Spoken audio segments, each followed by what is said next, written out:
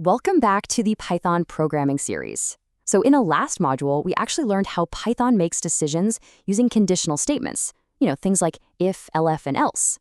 Well, today we're taking another massive step forward. We're talking about loops.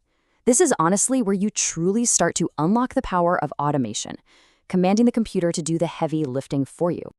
Okay, here's a quick look at our agenda for today's explainer. We're going to cover the power of repetition, the Python for loop, mastering the range function, the while loop, how to avoid infinite loop dangers, and finally, some real-world applications. All right, let's jump right into section 1, the power of repetition. Like we mentioned, last time we gave our code a brain to make decisions. But now we need to figure out how to do things repeatedly without completely losing our minds. Think about it like this. If you had to print the word hello 100 times in your code, would you manually sit there and type out the print command 100 separate times? No way. I mean, manual data entry is literally the enemy of a programmer. So instead of writing the exact same code again and again, we just automate it. And how do we do that? With a loop. Basically, a loop is just a programming structure that automatically repeats a block of code multiple times. It's kind of like a washing machine, right? It just keeps repeating its cycles until the clothes are clean. Or an alarm clock that keeps ringing until you finally hit snooze. Python uses loops to handle all those tedious, repetitive tasks for you seamlessly. Moving on to section 2, the Python for loop. So there are two main types of loops in Python, and the first one we're looking at is the for loop. We use this specific setup when we know exactly how many times we want an action to repeat. Take a look at the official syntax. It's really straightforward. For and range of 10, and then print I. What's happening here is the variable I changes automatically on every single pass through the range, printing out the numbers. Now, you might notice an assignment inside a loop setting I to 5. Actually, scratch that. That won't affect the loop at all. Python simply overwrites I with the very next index in the range on the next pass anyway. The computer handles the entire counting process for you. Now, because Python is practically famous for being readable, there's definitely a right way and a wrong way to write these. If you've heard of the Zen of Python, you know that simple is always better than complex. A really common mistake for beginners is using a clunky numerical counter to iterate over items. You really want to strive for the cleaner Pythonic method, for piece in food, print piece. I mean, it reads almost exactly like plain English. Which brings us to section 3, mastering the range function.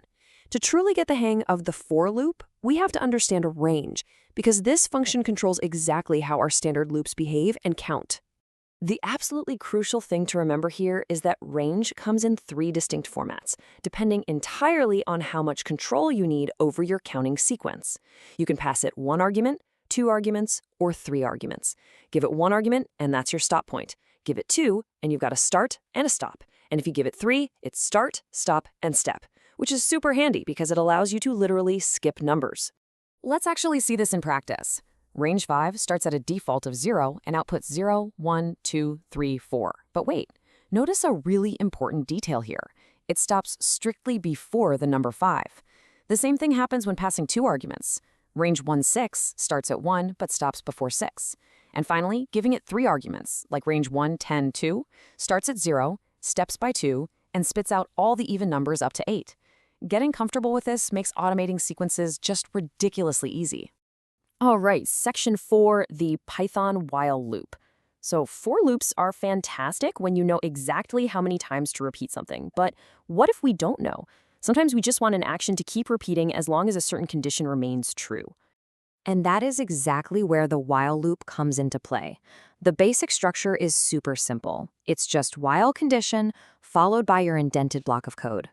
Think of it like this. The while loop is basically just asking a true or false question. If the answer is true, the indented code runs. Once that block finishes, Python jumps right back to the top and asks the exact same question all over again. So here's how you'd build a standard counting while loop step by step. First, we set an initial variable, so I equals 1. Second, we establish our condition, while I is less than or equal to 5. Third, we execute our action, we print I. And fourth, and listen, you absolutely must remember this final step. You have to update your variable with I equals I plus 1. If you skip this step, well, you're going to run into some serious trouble. Which leads perfectly into section 5, avoiding infinite loop dangers. Like I said, If you forget to update that condition variable inside your loop, you stumble right into one of the most notorious classic traps in all of programming. Yep, it's called an infinite loop. By definition, an infinite loop is just a loop that never stops running because its condition is never updated to become false.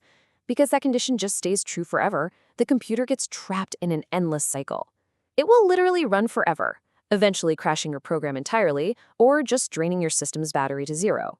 So please, whatever you do, do not run this specific snippet of code. This is extremely dangerous.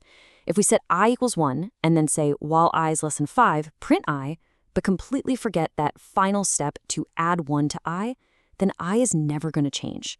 That condition, 1 is less than 5, will always be true. The computer is just going to print the number 1 millions of times a second until everything crashes.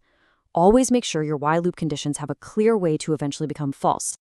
Okay, Section 6, Real-World Loops and Recap. Let's step out of the danger zone for a second. Pull all of this together and look at how these loops actually function in the real-world applications you use every single day. Take a close look at this logic flow. This is exactly how modern login systems simulate a password retry system. We start with a blank password and 0 attempts. Then we set up a while loop. While password doesn't equal 1234. As long as the user hasn't typed that correct password, this condition is true. We essentially trap the user in this loop, continually asking for their input and tallying up their attempts. Once they finally type the correct credentials, the condition evaluates to false, or we could use a special break statement to immediately jump out of the loop and grant them access. Honestly, you've probably interacted with this exact logic thousands of times in your life without even realizing it. All right, let's do a quick recap of today's explainer. Loops are absolutely the backbone of automation and programming. They are what save you from endless, repetitive manual coding. Remember, for loops are your go-to when you know exactly how many repetitions you need, and the range function gives you ultimate control over that specific sequence. On the flip side, while loops run continuously based on a true condition, but you really have to remember to update your variables so you don't create one of those software-crashing infinite loops. Before we move on to tackling lists and tuples in our next module, I want you to put your new skills to the test with this mini challenge. Go ahead and open up your code editor later. Try printing the numbers 1 to 10 using a standard for loop. Once you got that, play around with the range function to print only the even numbers between 1 and 20. And finally, see if you can create a while loop that counts backward from 10 all the way down to 1. You know, you officially have the power to control time and repetition in your code. The computer is finally doing all the tedious heavy lifting for you. So I'll leave you with this. What boring, tedious real-life task are you going to try and automate first? Keep practicing those loops, please don't fall into the infinite loop trap, and I will see you in the next explainer.